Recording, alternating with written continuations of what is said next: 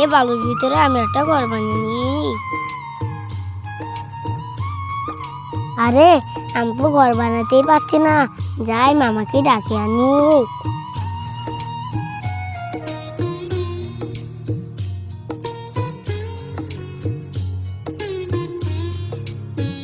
মামা আমাকে এখানে একটা ঘর বানিয়ে দাও। আচ্ছা ঠিক আছে, তোকে আমি এখনই ঘর বানিয়ে দিচ্ছি। ঠিক আছে।